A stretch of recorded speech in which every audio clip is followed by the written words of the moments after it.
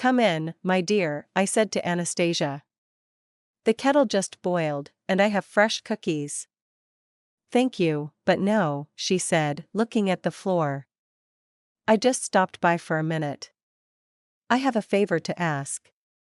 I raised my eyebrows questioningly. "Mom, I'm begging you, please don't come to my graduation," my daughter said barely audibly. "Please, I beg you. I got married when my husband and I were students. We had little money and lived modestly but happily. We rented a room in a communal apartment. I gave birth to Anastasia while I was in my third year of college. Margarita, I think you should take a leave of absence," my husband suggested a month later. "Take care of the baby, and besides studying, I'll work part-time. We'll manage." A year flew by, and I was ready to resume my interrupted studies.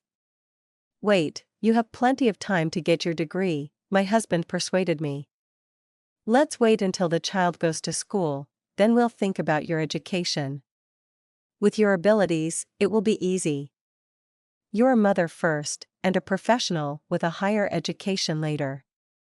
Another year passed, things got easier. Anastasia was growing up, my husband graduated from college, and he started earning well. Life was improving. And then my daughter started first grade. In those 7 years that I stayed at home, my desire to get a higher education faded away. As they say, everything should be done in due time.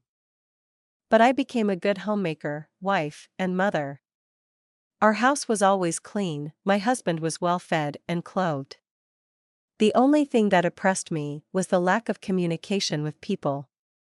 "Well, get a job somewhere if you want," said my husband, whose career was skyrocketing. Without much thought, I started working as a cashier in the nearest grocery store. Immediately, I made friends. Although, intellectually, they did not measure up to my former classmates, I didn't care. I enjoyed the interaction with living people that I had been deprived of for 7 years. Years passed, my husband's career flourished, my daughter was always out with friends. And I, without noticing, began to degrade quickly.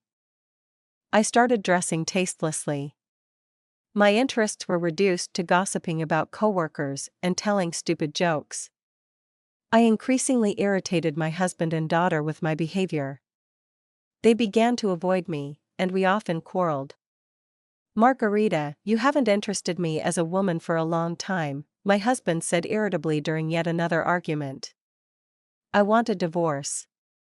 You're an adult and should understand that with my status, it's inappropriate to have a cashier wife." Anastasia, who was finishing school, wished to stay with her father. They were openly ashamed of me, so I had to move to my parents' old 2-room apartment. A month later, the doorbell rang, and my daughter stood on the doorstep. "Mom, I'm begging you, don't come to my graduation. I don't want to be embarrassed by you." I couldn't hold back the tears of hurt. The feeling was disgusting. How did it happen that the husband I loved madly left me, and my only daughter was ashamed of me? Now I am 38, and it feels like life is over. I understand that it's impossible to bring back the past, just as it is impossible to correct the mistakes made in youth. But life must go on. How would you handle such a situation?